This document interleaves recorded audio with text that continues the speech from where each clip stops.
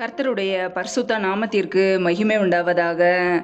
தேவன் அருளியப்ப மினிஸ்ட்ரி மூலமாக உங்களோடு தொடர்பு கொள்வதிலும் இந்த மகிழ்ச்சி அடைகிறோம். இன்றைக்கும் இந்த நாளிலும் தேவன் நமக்கு கொடுக்கிற வார்த்தை கலாத்தியர் 5ஆம் அதிகாரம் 26ஆம் வசனம். வீண் புகழ்ச்சியை விரும்பாமலும் ஒருவரை ஒருவர் கோபம் ஊட்டாமலும் ஒருவர் மேல் ஒருவர் பொறாமை கொள்ளாமலும் இருக்க கடவோம். ஹல்லேலூயா. கிறிஸ்துவுக்குள் பிரியமானவர்களே, கர்த்தருடைய வார்த்தை சொல்லுகிறது, வீண் புகழ்ச்சியை விரும்பாமலும் ஒருவரை ஒருவர் கோபம் ஊட்டாமலும் ஒருவர் மேல் ஒருவர் பொறாமை கொள்ளாமலும் இருக்க கடவோம் என்று கர்த்தருடைய வார்த்தை மிகவும் தெளிவாக கூறுகிறது. ஆம் பிரியமானவர்களே, நம்முடைய வாழ்க்கையிலே வீண் புகழ்ச்சியை நாம் விரும்பக்கூடாது. கர்த்தருடைய பிள்ளைகள் வீணான புகழ்ச்சியை நாம் விரும்பக்கூடாது. ஹல்லேலூயா. இன்றைக்கு அநேகருடைய வாழ்க்கையிலே என்ன காரியம் செய்தாலும் புகழ்ச்சி எதிர்பார்ப்பார்கள். மற்றவர்கள் புகழ்ந்து பேச வேண்டும் என்பதற்காகவே பல காரியங்களை செய்வார்கள். வேதம் சொல்லுகிறது, தன்னைத்தான் புகழுகிறவன் உத்தமன் அல்ல, கர்த்தரால் புகழப்படுகிறவனே உத்தமன் என்று. பிரியமானவர்களே, தன்னைத்தானே சிலர் புகழ்ந்து பேசுவார்கள். அவர்களை குறித்து, தாங்கள் செய்த காரியங்களை குறித்து புகழ்ந்து பேசிக்கொண்டே இருப்பார்கள். ஆனால் கர்த்தருடைய வார்த்தை தெளிவாக கூறுகிறது, கர்த்தரால் புகழப்படுகிறவனே உத்தமன் என்று. பிரியமானவர்களே, நாம் செய்கிற காரியங்கள் கர்த்தர் நம்மை புகழ்கிற வண்ணமாக இருக்கிறதா? நாம் செய்கிற கிரியைகள் எப்படி இருக்கிறது? நாமே ஆராய்ந்து பார்ப்போம். மேன்மை பாராட்டுகிறவன் கர்த்தரை குறித்தே மேன்மை பாராட்ட கடவன் என்று வசனம் சொல்கிறது. பிரியமானவர்களே, நம்முடைய வாழ்க்கையிலே நாம் கர்த்தரை மாத்திரமே மேன்மை பாராட்ட வேண்டும். ஹல்லேலூயா. எந்த ஒரு மனிதனையும் நாம் மேன்மை பாராட்டக்கூடாது. சிலருடைய வாழ்க்கையிலே மற்றவர்கள் புகழ வேண்டும் என்பதற்காக நன்மைகளை செய்வார்கள், தான தர்மங்களை செய்வார்கள், சில காரியங்களை செய்வார்கள். ஒருபோதும் அப்படிப்பட்ட ஒரு காரியத்தை செய்யக்கூடாது. மற்றவர்கள் புகழ வேண்டும், மற்றவர்கள் நம்மை பெருமையோடு பேச வேண்டும் என்பதற்காக நம் நன்மை செய்யக்கூடாது.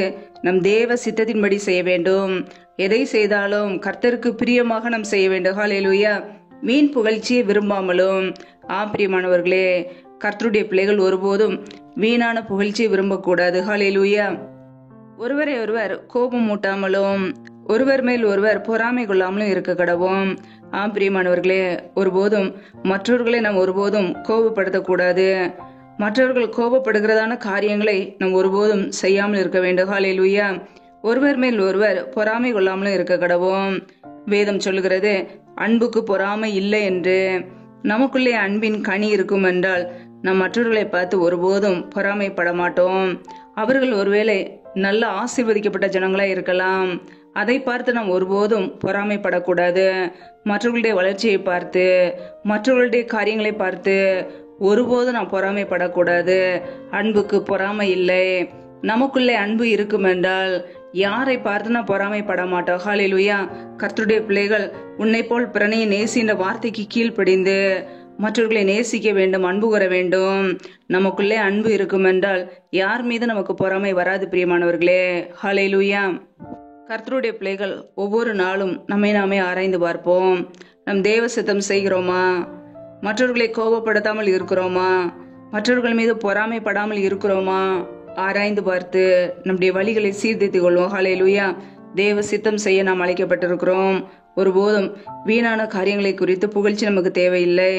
கர்த்தரால் புகழப்படுகிறவனே உத்தமன். பிரியமானவர்களே, நாம் செய்கிற காரியங்களை பார்த்து, நாம் செய்கிற கிரியைகளை பார்த்து கர்த்தர் நம்மை புகழ்ந்தால் போதுமானது. ஒவ்வொரு நாளும் தேவ சித்தம் செய்கிறோமா? அல்லது தேவனுக்கு பிரியமில்லாத காரியங்களை செய்து கொண்டு இருக்கிறோமா? நாமே ஆராய்ந்து பார்ப்போம். மேன்மை பாராட்டாதபடிக்கு கர்த்தரை குறித்து மாத்திரமே மேன்மை பாராட்டுவோம். கர்த்தருடைய சித்தத்தை மாத்திரமே செய்வோம். ஹல்லேலூயா. கர்த்தர் தாமே இந்த வார்த்தையின்படி உங்களை ஆசீர்வதிப்பாராக. ஆமேன். நாமே அவருடைய சமூகத்திலே தாழ்த்தி அர்ப்பணித்து ஜெபிப்போம். ஜெபம். எங்களை அதிகமாய் நேசிக்கிற எங்கள் அன்பின் பரலோக தகப்பனே, மை துதிக்கிறோம், ஸ்தோத்திரிக்கிறோம். அப்பா, இந்த இரவு நேரத்துக்காக உடைய சமூகத்தில் வருகிறோம். இந்த நாள் முழுவதும் எங்களை பத்திரமாய் பாதுகாத்து கொண்டீரே, அதற்காக ஸ்தோத்திரம். எங்களுடைய தேவைகளை சந்தித்தீரே, நன்றி அப்பா. பிரயாணங்களிலே போகும்போதும் வரும்போது எங்களை பாதுகாத்தீரே, மக்கு நன்றி. இந்த இரவு நேரத்தில் இன்பமான நித்திரையை கொடுங்கப்பா. சத்துரு கொண்டு இருக்கிற போராட்டங்கள், பிரச்சனைகள், தீமைகள், மரண பயங்கள், இருளின் அதிகாரங்கள், ஆபத்துகள், நாச மோசங்கள், தீமைகள் எல்லாவற்றிற்கு விலக்கி எங்களை பாதுகாத்து கொள்ளுங்க. உடைய இரத்த கோட்டைகளை அர்ப்பணிக்கிறோம், உடைய கிருபைகளை அர்ப்பணிக்கிறோம் அப்பா. இணைந்திருக்கிற ஒவ்வொரு குடும்பங்களையும் ஆசீர்வதிப்பீராக. பிள்ளைகள் செய்கின்ற வேலைகளை, தொழில்களை, வியாபாரங்களை ஆசீர்வதிங்க.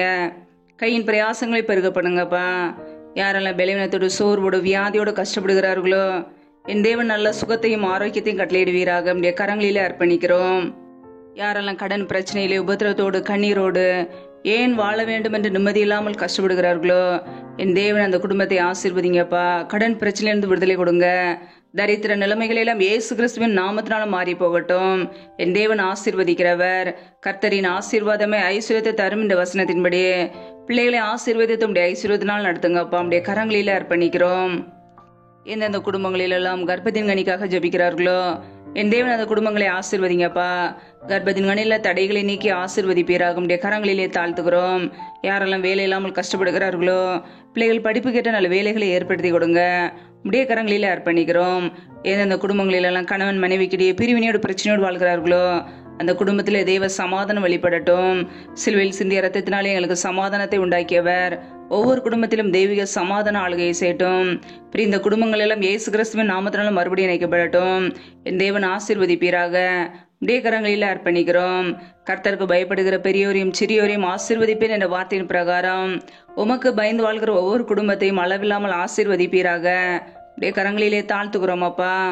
ஒவ்வொரு நாளும் அதிகாலையில இருந்து தேவ சமத்திலே காத்திருக்க கிருபதாங்க. முற்றிலுமாக தாழ்த்தி ஜபிக்கிறோம். தேவன் அருளிய அப்ப மினிஸ்ட்ரிக்காக ஜெபிக்கிற கொடுக்கிற ஒவ்வொரு குடும்பங்களையும் அளவில்லாமல் ஆசீர்வதிப்பீராக. உடைய கரங்களிலே தாழ்த்துகிறோம். என் தேவன் ஆசீர்வதித்து பெருக பண்ணுங்க. உடைய நன்மையினால் நிரப்புவீராக. எல்லா துதி கன மகிமையெல்லாம் ஒருவருக்கே செலுத்துகிறோம். ஏசு கிறிஸ்துவின் மூலம் ஜெபிக்கிறோம் ஜீவன் உள்ள நல்ல பிதாவே, ஆமேன். கர்த்தர் தாமே உங்களையும் உங்கள் குடும்பங்களையும் ஆசீர்வதிப்பாராக. ஆமேன். Thanks for watching. Please subscribe our channel. Click the like and share. Click the bell. God bless you.